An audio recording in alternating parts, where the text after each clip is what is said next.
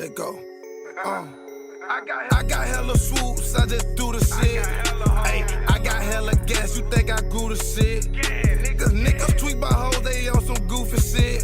Plug tryna throw them bows, I call them ludicrous. Sup? Though. I woke up one evening and looked outside my window. Right. The fog was just settling in. It always gets foggy during the winters in our small town. I got freshened up and got ready for work. I worked the night shift. Thank God he closed the blinds. That's all I'm saying. A local pizza center. As I got ready for my shift, my eyes fell upon an old family photo. It always brought a smile to my face. That photo was the last memory I had with my parents before they met with an accident and passed away last year. Jesus. I got in my car and started driving to work. The fog was thick that night, and the smell of burning wood from the local farms around the town settled in the air. I liked it. It reminded me of the late night drives my dad used to take me on when I was a kid. Wow, your dad was hella sus. Really?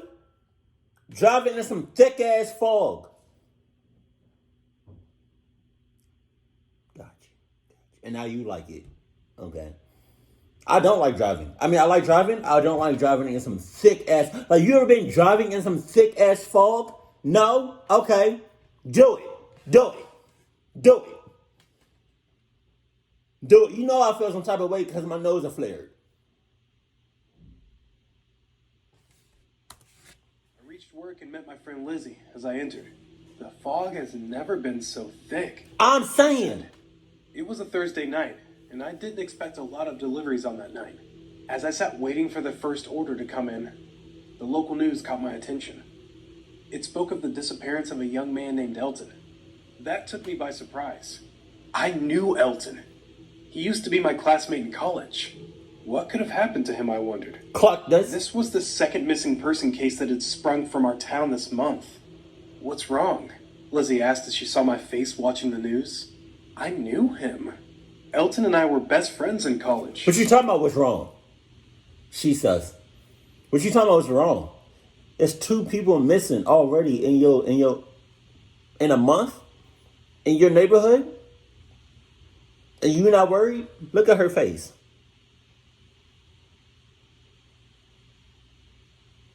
She in codes. Come on. Look at the way she's wearing that hat.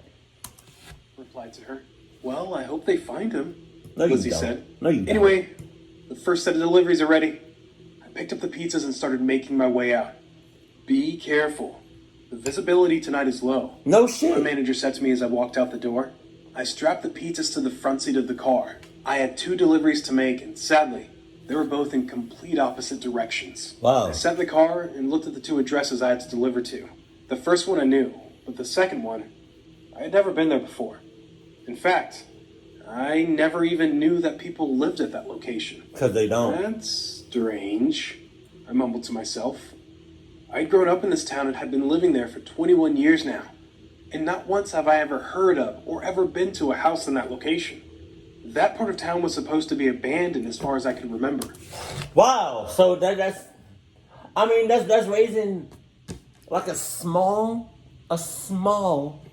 red flag. Look, I'm not mad at him. Okay.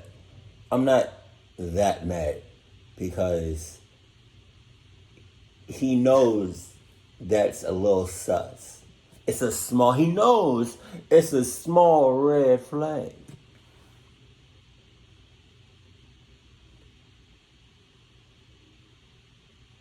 But he gonna go to that location anyways. Moreover, the address seemed incomplete. I figured I'd just have to get there and then find the place. Jesus. I didn't overthink it and started driving. After all, I could not afford to be late. Pizzas need to be delivered hot. With no time, I reached the first location and delivered the first pizza. The old lady who ordered gave me a nice tip. I got back in my car and started heading towards the second location. As I drove down the cold, misty night, a sense of anxiety kicked in. Oh, yeah? Like, as if I knew something was not right. Oh. Something was off. Oh, yeah. I couldn't figure out what it was. Just a bad feeling. Yeah. This second location was on the outskirts of our town. As I reached closer, the roads got more and more narrow and rough. After a certain point, there were no streetlights, too. God I had to damn. completely rely on the headlights of my rusty old wagon.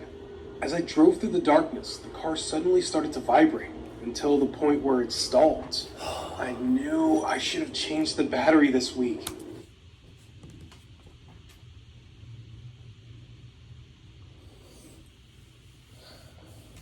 It's always something. And I mean, I get it. There's always something in horror film. I mean, in horror movies or movie shows, videos, right? But there's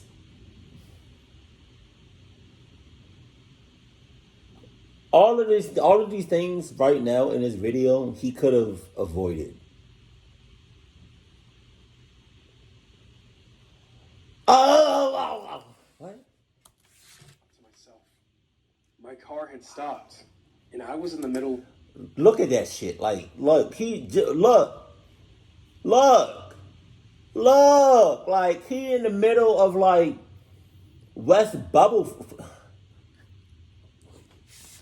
Me and my cousin, I don't know if I'm going to get demonetized for this, but, like, me and my cousin, if we were driving somewhere, and it was just, like, just way out there, we used to be like, oh, they live in, or the store is, or I'm going to West Bubblefuck. Like when I give you an example, like I took my coworker home one day, right? And she put in her address, and it said 15 minutes away, but it felt like we was driving for 30 minutes. I was like, damn, you live in West Bubblefuck. And then to put the cherry on top, she lived in an apartment complex. In an apartment, in the complex, it's big as hell. And this is my first time driving her. It was my first time driving her home. So when we got to the complex, I noticed how big it was. Then I realized she lived in the back of the complex. Damn. Well, all I'm saying is, it looks like he's in West Bubblefuck, in the middle of nowhere, just way out there. It's dark. No street lights. And it's foggy as shit.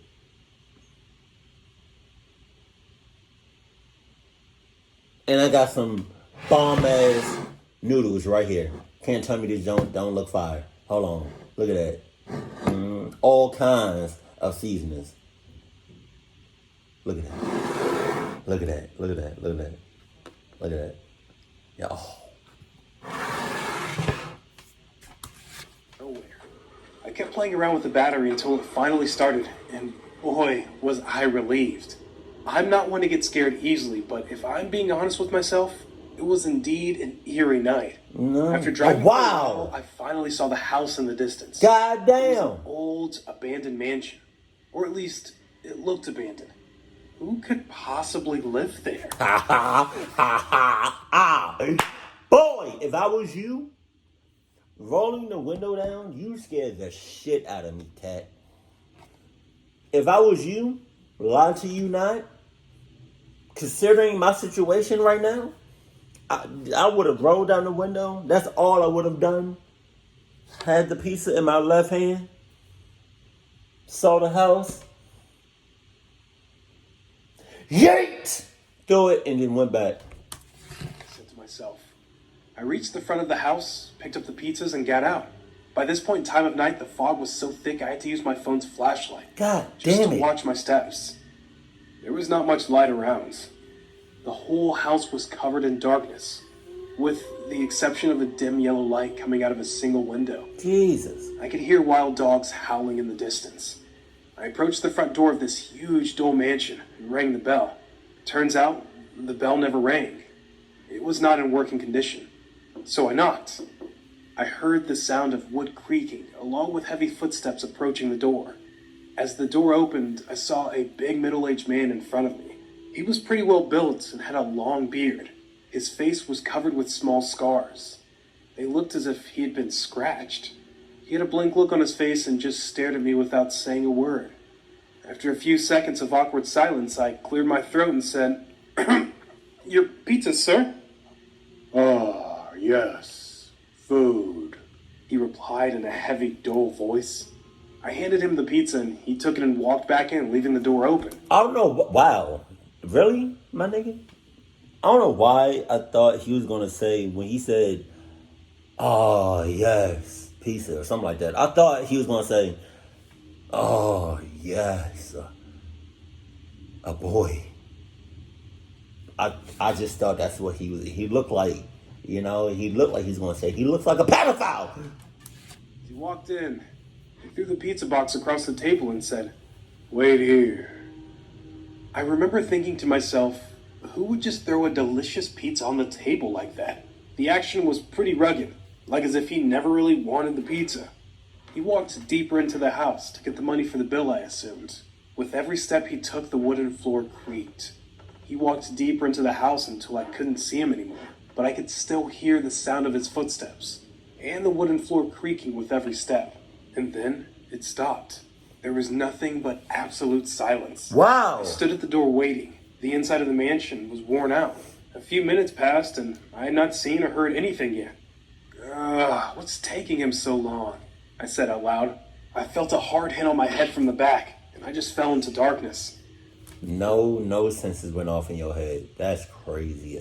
Dad, I feel so bad for you.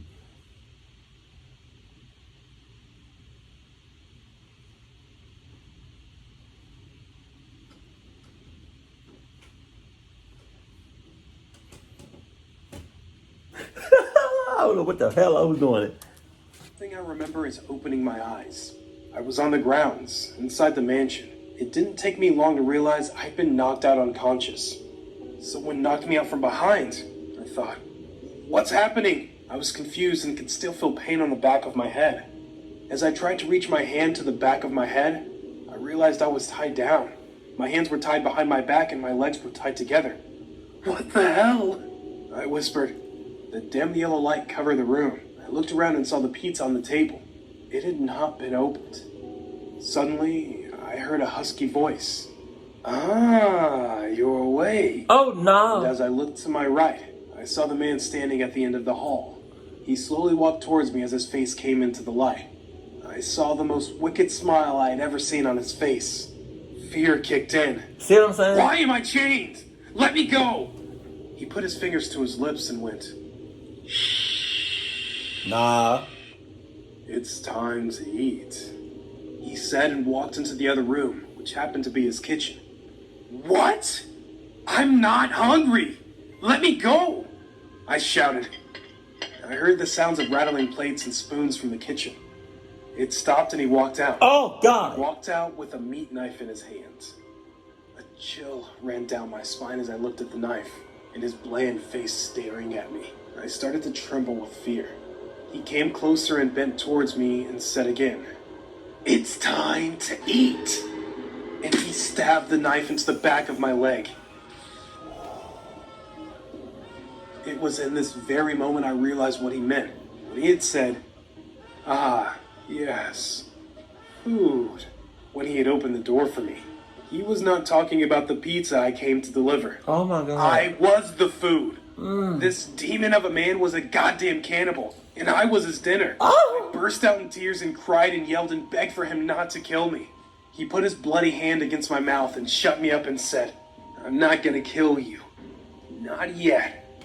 Stabbed the knife back into the... Oh, my God. Cluck all and everybody.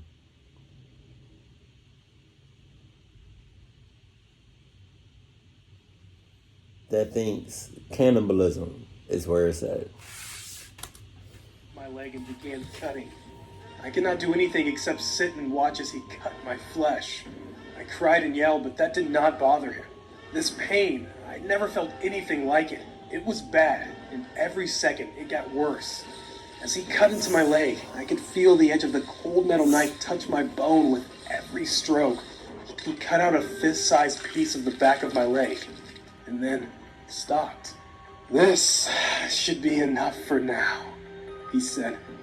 He picked up my flesh and walked into the kitchen while I lay there bleeding out and crying in pain. I began to realize he was not going to kill me in one go. Oh. He was going to keep cutting bits of pieces out of my body for days to come until I died. It was going to be a slow and bloody death. As I lay there crying, he returned after a few minutes with a belt and bandages. He tightened the belt around my thigh in order to prevent me from losing too much blood and wrapped the bandage around my leg. He didn't want to kill me right away. He wanted his meat to stay fresh.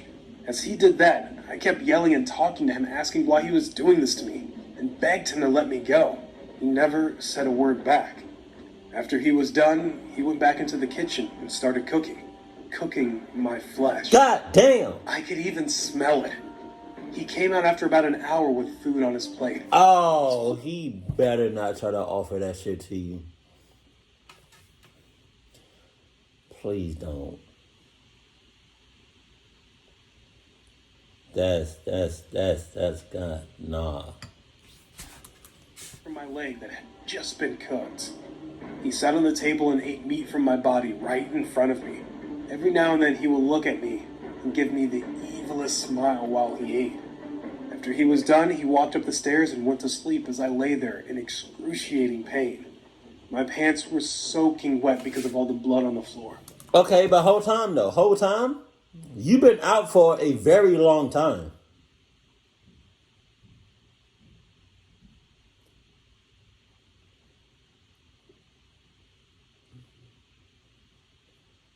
Where your coworkers at? Do they not just give a cluck about you? Like, they don't find it suspicious that you've been out for a very long time? On the clock? I looked around the hall, and as I began to become more aware of my surroundings, something caught my eye. It was a watch that had fallen under the chair. I recognized that watch instantly. It was Elton's watch. He didn't just go missing. He was eaten alive and murdered by this same monster. I realized I was not his first victim. He had done this before, to God knows how many poor innocent souls. That would probably explain the scars on his face. Somebody tried to escape and ended up scratching his face in the process. I started to think to myself, I need to do something. I need to find a way to escape. I knew I would barely be able to walk after he cut out flesh from my leg, but I had to try. I tugged on the rope that tied my hands to a ring in the wall. I kept pulling in an attempt to free my hands. I pulled and pulled, and I felt a sudden jolt of intense pain. I had just dislocated my wrist, which only added to the already existing pain in my leg. I cried softly. As I limped forward in disappointment, my hand slipped out of the ropes. My dislocated wrist allowed enough space between my hand and the rope to set my hands free. Although I was in pain, I had a sense of hope now. I gathered the courage and started untying the rope on my legs. I tried to stand up, but the pain was too much. I had to balance myself on one leg. I started limping around the hall as quietly as I could and started searching for my keys and phone. The dumb fool did not even hide it. It was right beside the pizza box on the table where he ate. I grabbed my keys and phone and instantly thought, Elton! I bent down and grabbed his watch. As I made my way to the door, I peeked into the kitchen. And what I saw... What are you doing? What are you doing? What are you doing? What are you doing? What are you doing? Because you're doing way too much. Just leave. Just leave. What the cluck are you doing? Life. Glass jars filled with remains of human body parts. Eyes. Teeth. Blood. I saw pieces of rotten skin all over the kitchen counter. I nearly threw up. I took a step back in horror and the goddamn wooden floor. Immediately, I heard footsteps coming from above me. I had woken him up. I heard him walk towards the staircase. I knew I had to get out of there, and fast. I limped my way to the door as fast as I could. I opened the door and stepped out. As I looked back, I saw the cannibal. He was halfway down the stairs already. No! He yelled at me. I made my way to the car as fast as I could. I opened the door and slammed it shut behind me and locked it. As I looked to my left towards the house, he was gone. And just as I began to think I had escaped, He slammed the window to the right of my car, broke it, and reached for me. I put the keys in the ignition and turned it, but the car never started. Oh! That bloody battery! I yelled. The cannibal reached for the door lock from the inside of the car and pulled it up, thereby unlocking the door. That wicked smile swept across his face again. As he stepped back to open the car door, I turned the key again and BAM! I heard the engine of my old rusty wagon roar. I hit the gas with my leg that wasn't injured and drove off abruptly. The cannibal fell to the ground with the way I drove off. I could barely see what was ahead of me. It was still dark and foggy outside, but I kept driving full speed ahead. I reached for my phone and tried to switch it on, but it was dead. I kept driving until I found the road. I went straight into town and right to the hospital. That was the first time that night I felt safe. The nurse quickly took me in as she removed the bandage on my leg. I saw the look of terror on her face as she uncovered the wounds. I was given a dose of anesthesia and knocked unconscious as the doctors needed to operate on my leg. When I woke up, it was a bright day. As I opened my eyes, I was surrounded by the doctor, Lizzie, my manager, and the cops. Lizzie smiled at me and said, "It's going to be okay." As I Shut the hell up! You was probably in cahoots with that mother clucker. an attempt to see how my leg was doing, I felt absolutely nothing. I pulled out the blanket and started crying after what I saw. Shit. I didn't have half my leg. The doctor said that they could not save the leg and that they had to amputate it. My whole body went numb with the shock. The fact that I would never be able to walk again slowly sunk in. I gathered myself and explained to the cops what happened. They took my statement and began an investigation right away. They came back later that evening and told me that they found the mansion and all the gross body parts and saw the blood, but they couldn't find the cannibal. He was nowhere to be seen. I was left with a feeling of anger. I cried myself to sleep that night. I couldn't help but pity myself.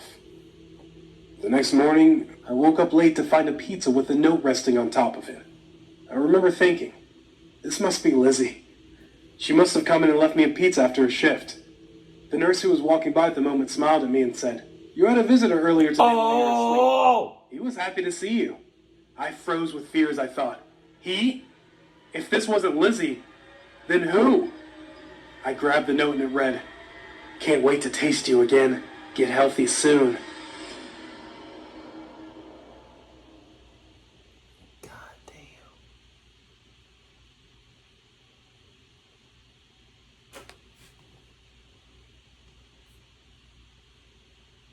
Oh, I thought it was 2 stories. Okay. All right. This was one hell of a story. Oh my God.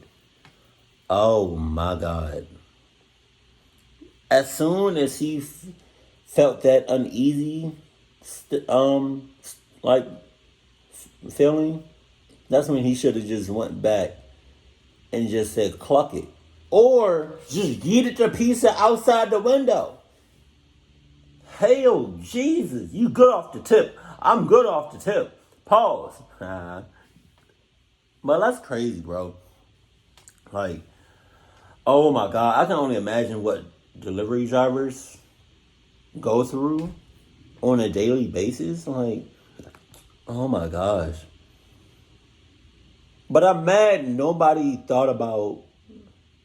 They probably thought about it, but I'm mad nobody actually did anything to get to him. Because I feel like, although, right... You got you have the GPS on your phone and you're going to deliver whatever. I feel like somebody at the store or the company itself would have access to your whereabouts, and I feel like you should. I feel like you have a certain amount of time to deliver something. So with that being said, where the hell was they at? That pissed me off though. That's God damn. And the fact that cannibalism is real is very disturbing. And I hope none of my fans are like that. Keep it cool, keep it classy, and I love you. Stay happy. My family.